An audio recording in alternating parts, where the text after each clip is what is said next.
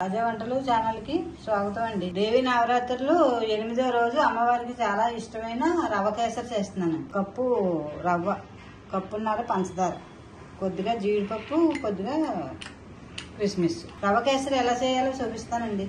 మరి ఆలస్యం ఎందుకండి, వీడియో చూసేస్తారా?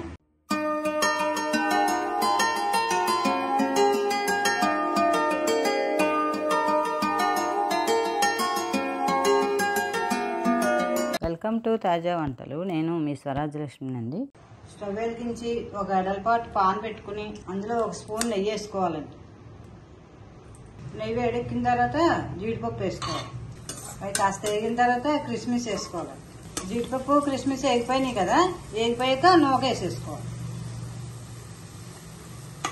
స్టవ్ సిమ్లో పెట్టి నిదానంగా ఏగనివ్వాలి. నూక కొంచెం వేగితే మనకి కేసరి చాలా టేస్ట్ వస్తుందండి, చాలా బాగుంటుంది. రవ్వ కేసరికి రవ్వ అంతా వేగిపోయిందండి. చూడండి, ఈ రకంగా వేగాలి.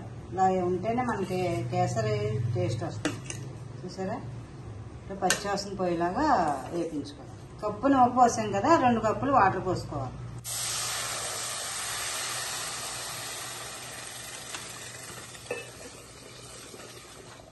వాటర్ అంతా ఎగిరిదాకా మనం పాత్రకాయ అంటుకోకుండా కలుపుకుంటూ ఉండాలి.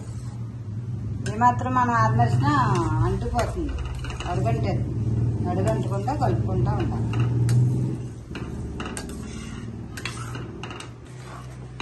నూకంతా ఇలా ముద్దగా అయిపోయిన తర్వాత వాటర్ లేకుండా ఇలా ఎగిరిపోయాక కప్పుకి కప్పున్నర పంచదార అన్నాను కదండి, పంచదార వేసేసుకోవాలండి. పంచదార వేసేసుకుని సమానంగా కలిపేసుకోవాలి. స్టవ్ సిమ్లో పెట్టి మనం కలపడం అయితే అస్సలు ఆపకూడదు, కలుపుతానే ఉండాలి.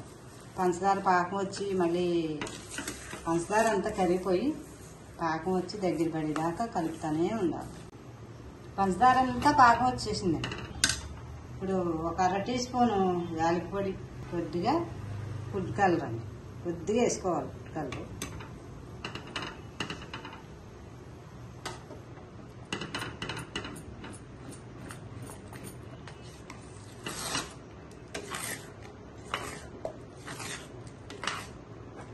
రవ్వ కేసరి ఇలాగా దగ్గర పడాలండి. ఇలా దగ్గరికి వచ్చిన తర్వాత స్టవ్ ఆపేసుకోవాలి.